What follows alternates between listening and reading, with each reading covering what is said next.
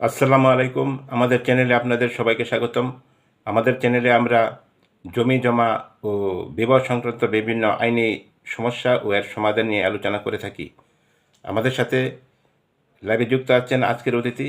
তো চলুন শুরু করা যাক আজকের আলোচনা।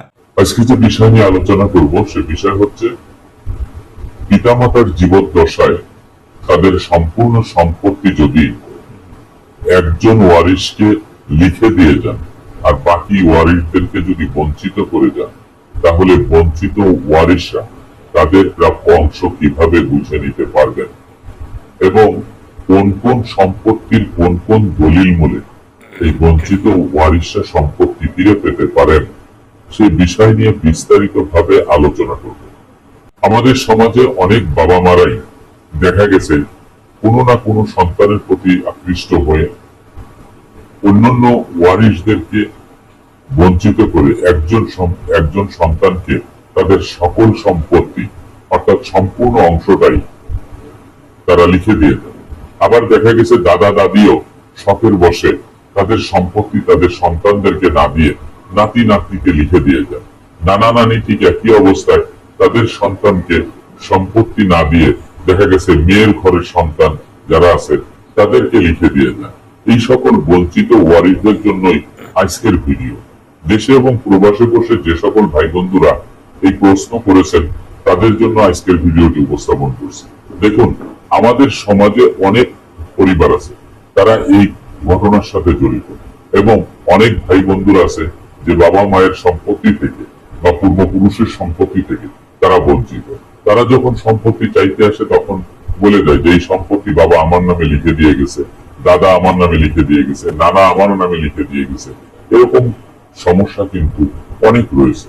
তো এইখানে সবচেয়ে বড় বিষয় হচ্ছে যে আমরা যদি পিতা মাতার বিষয়টা নিয়ে আলোচনা করি, তাহলে দাদা দাদি নানা নানিও যদি এরকম কাউকে সম্পত্তি দিয়ে থাকে সেটিও কিন্তু পরিষ্কার হয়ে যাবে, বোঝা যাবে। তো পিতামাতা দেখা গেছে যে কোনো সন্তানের প্রতি দুর্বল, কোনো সন্তানের প্রতি আকৃষ্ট হয়ে তার সকল সম্পত্তি লিখে দিয়ে গেছে আর বাকি সকল ওয়ারিশদেরকে বঞ্চিত করে দিয়েছে। একজন স্বামী তার একজন সন্তানকে সম্পত্তি দিয়ে গেছেন, তার স্ত্রী সহ অন্য সন্তানদেরকে বঞ্চিত করছে।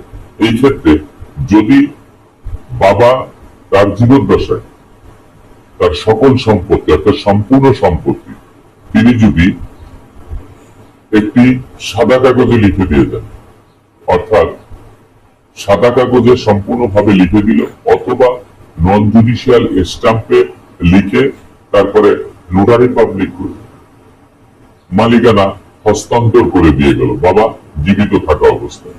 এই যে বাবা জীবিত থাকা অবস্থায় তিনি যে ভুলটি করলেন, এই ভুলের কারণে ওই যে ব্যক্তির নামে সাদা কাগজ অথবা নোটারি পাবলিকের মাধ্যমে নন জুডিশিয়াল স্ট্যাম্পে লিখে দিয়ে গেল, সাব রেজিস্টার অফিসে গেল না। এই নোটারি পাবলিক বা সাদা কাগজে লিখিত যে ডকুমেন্টস দিয়ে গেল, এই ডকুমেন্টস এর বুনিয়াদে ওই ব্যক্তি জমির মালিকানা পাবে না। এটি সম্পূর্ণ একটি অবৈধ পন্থা। এই অবৈধ পথ অবলম্বন করে যারা সম্পত্তি হস্তান্তর করেছেন, যারা এখনো পর্যন্ত সেই জমি দখলে রেখেছেন, এটা সম্পূর্ণ একটি অবৈধ পন্থা, বেআইনি। দ্বিতীয় নম্বর হচ্ছে ওসিয়তনামা দলিল। আমরা জানি যে ওসিয়তনামা দলিল মুসলিম পারিবারিক আইনে স্পষ্ট করে কিন্তু লেখা আছে, এখানে 3/1 সম্পত্তি যে কোনো একজন ওয়ারিশকে তিনি ওসিয়ত করতে পারবেন। একজন ব্যক্তি যখন জীবিত থাকে তখন এই ওসিয়তনামা দলিলটি কিন্তু তিনি করতে পারেন। এই ওসিয়তনামা দলিলটি হচ্ছে ভবিষ্যৎ দলিল, অর্থাৎ যিনি জীবিত আছেন তিনি যতদিন বেঁচে থাকবেন ততদিন এই সম্পত্তি তিনি ভোগ দখলে রাখবেন এবং তিনি সেই সম্পত্তির মালিক। তার মৃত্যুর পরে এই সম্পত্তির মালিক হবেন। এরকম অবস্থায় দেখা গেছে কোনো মা তার সকল সম্পত্তি কোনো এক কন্যা সন্তানকে ওসিয়ত করে গেছে, কোনো বাবা তার সকল সম্পত্তি একজন ওয়ারিশকে বা একজন পুত্র সন্তান, কন্যা সন্তানকে বা স্ত্রীকে ওসিয়ত করে দিয়ে গেছে। তিনি শুধু 3/1 সম্পত্তি যদি ওসিয়ত করেন সেই সামাজিক রীতিনীতি রাষ্ট্রীয় আইন মেনে এটি শুদ্ধ এবং এটা বৈধ। কিন্তু সম্পূর্ণ সম্পত্তি যদি তিনি ওসিয়ত করে যান তাহলে এই বঞ্চিত যাদেরকে করলো সেই বঞ্চিত ওয়ারিশরা তাদের প্রাপ্ত অংশ বুঝে পাওয়ার জন্য তারা বিজ্ঞ আদালতের মাধ্যমে তারা মকদ্দমা দিয়ে এই সম্পত্তি তারা কিন্তু বুঝে নিতে পারবে। তৃতীয় নম্বরে হচ্ছে অনেক সময় দেখা যায় যে অনেক বাবা মায়েরা জীবিত থাকা অবস্থায় সন্তানদের সম্পত্তি লিখে না দিয়ে, অর্থাৎ কোনো দলিল কোনো স্টাম্পে লিখে না দিয়ে তারা কি করে, যখন এলাকায় জরিপ আসে, এই জরিপ কার্যক্রম শুরু হলে তখন এই সম্পত্তির যিনি মালিক, যার সম্পত্তি হস্তান্তর করার পূর্ণ অধিকার রয়েছে, পূর্ণ মালিকানা রয়েছে, বাবা হোক, মা হোক, দাদা হোক, দাদি হোক, নানা হোক, নানি হোক, যেই হোক না কেন, তিনি এই সম্পত্তি হস্তান্তর করার সময় তিনি কি করেন, ওই জরিপকারকদের সাথে কথা বলে কোনো এক সন্তানকে 20% সম্পত্তি রেকর্ড খতিয়ানের নাম অন্তর্ভুক্ত করে দিল। এই যে একজনকে রেকর্ড খতিয়ানের নাম অন্তর্ভুক্ত করে দিল, পরবর্তীতে যখন রেকর্ড খতিয়ান ফাইনাল প্রিন্ট হয়ে আসলো, তখন দেখা গেল যে বাবা যদি 5 বিঘা সম্পত্তির মালিক হয়, তাহলে একটি ছেলের নামেও 20% সম্পত্তি বা 10% সম্পত্তি রেকর্ড খতিয়ানে চলে আসছে। এই যে রেকর্ড খতিয়ানের মাধ্যমে মালিকানা হস্তান্তর করে, এটাও কিন্তু সম্পূর্ণভাবে অবৈধ একটি পন্থা বা সিস্টেম বা পদ্ধতি। এইভাবেও সম্পত্তির মালিকানা হস্তান্তর করা যাবে না।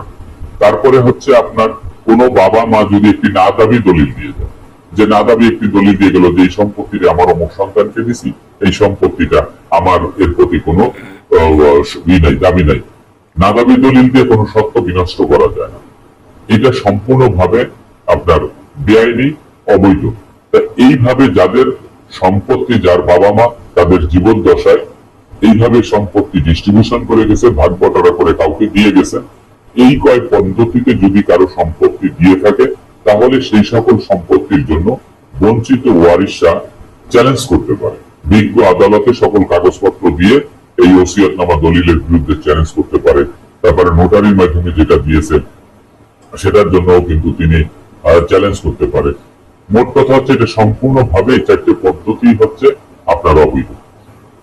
এখন আসা যাক যে বাবা মা, দাদা দাদি, নানা নানি যারাই এই ওয়ারিশদেরকে সম্পত্তি দিতে চান, তারা সম্পূর্ণ সম্পত্তির মালিক, তাদের হস্তান্তর করার অধিকার আছে তাদের জীবদ্দশায়। তারা যদি এই 4টি পন্থা অবলম্বন না করে, তারা যদি সঠিক পথে যদি সম্পত্তি হস্তান্তর করতে চান বা কেউ যদি করে থাকে, যেমন সাবকবলা দলিল, হেবা দলিল, দান দলিল, এই দলিলের মাধ্যমে তারা যদি সাব রেজিস্ট্রার অফিসে গিয়ে একজন ওয়ারিশকে তার সম্পূর্ণ সম্পত্তি যদি দিয়ে যান, সাবকবলা দলিল মূলে, দান দলিল মূলে যদি দিয়ে যান, এবং সেই দলিলটা যদি সাব রেজিস্ট্রার অফিস কর্তৃক রেজিস্ট্রি হয়ে থাকে, তাহলে ওই সম্পত্তি কিন্তু বৈধভাবে হস্তান্তর করা হলো, এবং যেই ব্যক্তির নামে সাবকবলা হলো, হেবা হলো, দান হলো, তিনি কিন্তু ওই সম্পত্তির বৈধ মালিকানা পেয়ে গেলেন। এই সম্পত্তি নিয়ে যদি বঞ্চিত ওয়ারিশরা আইনগত দিক থেকে কোনো ব্যবস্থা নেয়, তাহলে সেটি হবে হচ্ছে একটি বোকামি, এবং আদালত কর্তৃক সেই সম্পত্তির জাজমেন্ট বঞ্চিত ওয়ারিশদের নামে আসবে না। শুধুমাত্র এই 4টি পন্থায় যদি কেউ সম্পত্তি হস্তান্তর করে, যেমন নোটারি পাবলিকের নন-জুডিশিয়াল স্টাম্পে লিখে নোটারি পাবলিক, তারপরে ওসিয়তনামা, সম্পূর্ণ সম্পত্তি ওসিয়তনামা করা, রেকর্ড খতিয়ানে নাম অন্তর্ভুক্তি করে মালিকানা হস্তান্তর করা, আবার না দাবি সনদের মধ্যে না দাবি সনদ দিয়ে সম্পত্তি হস্তান্তর করা। এই 4 শ্রেণী যারা ভুক্তভোগী, তারা বিজ্ঞ আদালতের মাধ্যমে তাদের প্রাপ্য অংশ বুঝে নেওয়ার জন্য চ্যালেঞ্জ করতে পারে, এবং আশা করি তারা তাদের পক্ষে জাজমেন্ট আসবে এবং তারাই প্রকৃত মালিক হবে। আর যিনি সম্পত্তির প্রকৃত মালিক, বাবা মা, দাদা দাদি, নানা নানি, তারা যদি তাদের ওয়ারিশদেরকে সম্পত্তি হস্তান্তর করতে হয়, তাহলে সরাসরি সাব রেজিস্ট্রার অফিস কর্তৃক রেজিস্ট্রি করতে হবে। বৈধ উপায় যদি রেজিস্ট্রি করে সম্পত্তি হস্তান্তর না করা হয়, তাহলে সেটি কিন্তু হবে না। আপনারা জানেন যে এই ব্যাপারে একটি পরিপত্র আছে, যে কোনো ডিড অ্যান্ড এগ্রিমেন্ট, কোনো বায়না দলিল, কোনো কিছুই যদি, যা কিছু হবে চুক্তি, সকল চুক্তি কিন্তু সাব রেজিস্ট্রার অফিস কর্তৃক রেজিস্ট্রি করতে হবে। আপনি যদি সাব রেজিস্ট্রার অফিস কর্তৃক যদি রেজিস্ট্রি না করেন, কোনো ডকুমেন্টসই সংশ্লিষ্ট বিভাগে গ্রহণযোগ্যতা পাবে না, এবং বিজ্ঞ আদালতেও গ্রহণযোগ্যতা পাবে না। এখন আসা যাক, এই সম্পত্তি যদি আপনার পেতে হয়, তাহলে কি করতে হবে? যদি ওসিয়তনামা, নোটারি পাবলিক, এগুলি যদি এগুলির মাধ্যমে যদি সম্পত্তি হস্তান্তর করা হয়, তাহলে এই সম্পত্তি ফিরে আনতে গেলে কি করতে হবে? এই সম্পত্তি ফিরে আনতে গেলে সর্বপ্রথম হচ্ছে ওয়ারিশ ক্যাম্প সনদ দিতে হবে। ওয়ারিশ ক্যাম্প সনদ নিয়ে তারপরে আপনি জমির কাগজপত্র দিয়ে আপনার জেলা জজ কোর্টে একজন সিভিল লয়ার যিনি জমি সংক্রান্ত বিষয় ভালো বোঝেন তার শরণাপন্ন হয়ে আপনি যদি আদালতে চ্যালেঞ্জ করেন যে এই ওসিয়তনামা দলিলটি এভাবে হয়েছে এবং সেটা যদি প্রমাণিত হয় তাহলে আপনার কাছে রায় চলে আসবে এবং পর্যায়ক্রমে নাদাবি দলিল, তারপরে আপনার নন জুডিশিয়াল স্টাম্প, রেকর্ড, এই সব কিছুই কিন্তু আদালতের মাধ্যমে আপনি সংশোধন করে নিয়ে আসতে পারবেন। এটি যখন আদালতের কর্তৃক যখন আপনার পক্ষে জাজমেন্ট চলে আসবে তখন আপনার কাজ হচ্ছে আপনার এই রায়ের কপি দিয়ে আপনি এসি ল্যান্ড অফিস থেকে আপনি রেকর্ড সংশোধন করে আপনার নামে নামজারি করে আপনি সেই সম্পত্তি ভোগ দখলে থাকতে পারবেন। আশা করি আপনারা এই বিষয়টি সুন্দরভাবে বুঝতে পেরেছেন। আমাদের ভিডিওটি আপনার ভালো লাগলে লাইক, কমেন্ট ও শেয়ার করতে ভুলবেন না। আর এই ধরনের ভিডিও পেতে আমাদের চ্যানেলটি সাবস্ক্রাইব করে আমাদের সাথে থাকুন। ধন্যবাদ সবাইকে। আল্লাহ হাফেজ।